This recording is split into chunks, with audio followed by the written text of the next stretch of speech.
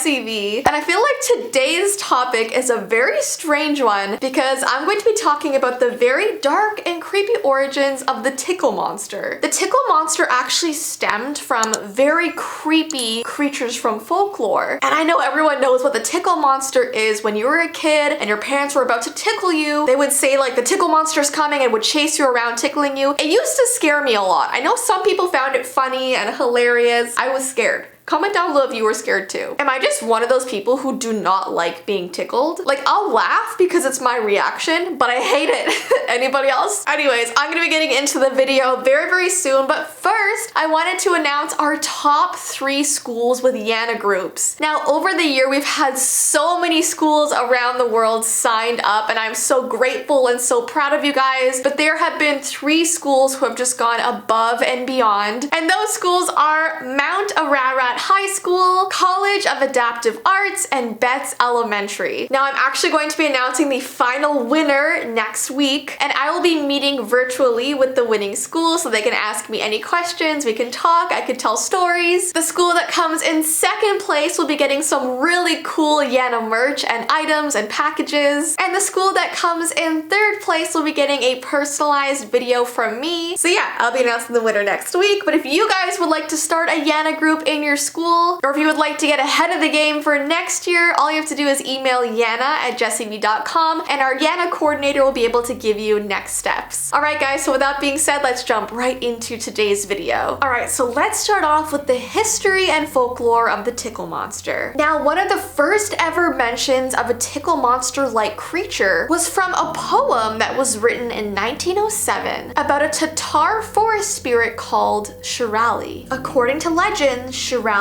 lives in forests. He has long fingers, a horn on its forehead, and a woolly body. He lures his victims to a thicket and can tickle them to death. And apparently he can shapeshift into many different forms. As a human, he apparently looks like a peasant with glowing eyes. And you'll know it's him for sure because his shoes are always on backwards. Now apparently if a person tries to befriend this monster, you can learn the secrets of magic. Farmers and shepherds would often make pacts with this creature to protect their crops and sheep. Now, the Shirali have many tricks, including leading peasants astray, making them sick, or like I said, tickling them to death. And a person always gets lost in the woods when a Shirali crosses their path. So to find a way out, you apparently have to turn your clothes inside out, and you have to wear your shoes on opposite feet. Now, in this poem, a young woodcutter leaves his home village in the evening to gather some wood. So he chops down a tree and starts cutting it into pieces, and suddenly he sees this horrible furry creature looking at him. Now the creature invites him to have a tickling game, and obviously he refuses. When Shirali becomes insistent, the woodcutter accepts, but only on the condition that it helps him split the log in half. He told the Shirali to put his fingers in the crack and pull it apart when he drives the wedge in. So the Shirali agrees and inserts his finger into the log, and the woodcutter instead traps his fingers. So the monster starts screaming at the man, telling him to free it, but the woodcutter refuses, and that's how he was able to escape this monster. And this is like a classic story from folklore. Then there's a creature called the Mahaha, and this is a creature with origins in Inuit mythology. Their skin appears mildly blue, which is putrid and badly frostbitten, and his hair is often long and brittle and frozen stiff. His eyes are often pale blue or gray, and he also has this long, sharp set of fingernails. He is said to roam across the Arctic by himself in minimal clothing, and he giggles and smiles at people, and he constantly tickles people he encounters to death. So if someone was found dead with a bizarre smile on their face, the tribe just assumed that it was the work of the Mahaha. Even though the little creature is vicious, he can be fooled very easily. In fact, there are many tales told by elders about how the Mahaha was fooled into his demise. For instance, many say that the Mahaha was tricked to bend over to drink water from a stream and was pushed by the tribe into the currents. Then there's a more modern legend called the Tickler. There's a legend about a monster people call the Tickler that will tickle your feet if you're ever dangling them off the bed or if you leave them out of the covers exposed to the darkness of the night. It is said that if you ever feel something strange on your feet while you're trying to sleep, you need to either turn on the light as fast as you can or pull your feet under the covers before anything else happens. Apparently the tickler will always start by lightly tickling your toes, then he'll slowly move down your foot and then to your heel, and then he'll grab your entire leg and will just pull you right under the bed. Now what's weird is that the tickler is only interested in devouring your feet, not the rest of your body. So people will know that the tickler has invaded their house when they find one of their family members or friends up in their bedroom, halfway under the bed with only their feet missing, which is super disturbing. I feel like everyone can relate to when you feel freaked out dangling your feet over the bed, or having like one leg out of the covers, or your feet slightly sticking out. Or is that just me? When I was a kid, I wanted to be fully under the covers because I just felt safer. It's like I felt the monsters would leave me alone if my blanket was in the way of them. It was my blanket shield. Comment down below if you were like me, or am I just crazy? And then we have a legend called the rib poker. This is another creepy version of the tickle monster, and it describes him as having 5 fingers, but the pointer finger is extremely long, almost double the size of the other ones. He is said to lurk in your house, and when you're not looking, he will come up behind you and start to tickle you. And he uses that super long finger to get in between your ribs, and at first apparently it makes you laugh, but then it starts to really hurt. Apparently the only way he stops is if you hold in your laughter, because if you don't laugh, he gets bored and he moves on to his next victim. But if you laugh, he will eventually reach all the way into your chest with that long pointer finger and will snatch your heart out and will eat it. So yeah, those are all of the old legends or even modern legends of the tickle monster. Now, comment down below if your parents ever played that game with you and were you freaked out, because I definitely was. Anyways, look guys, I hope you enjoyed today's video. If you want me to continue doing videos taking things that we did as kids and finding the scary meaning, give this video a thumbs up and let me know down below. You can even comment some ideas that you want me to do next. But I hope you guys have an awesome rest of your day, and I will see you in my next video.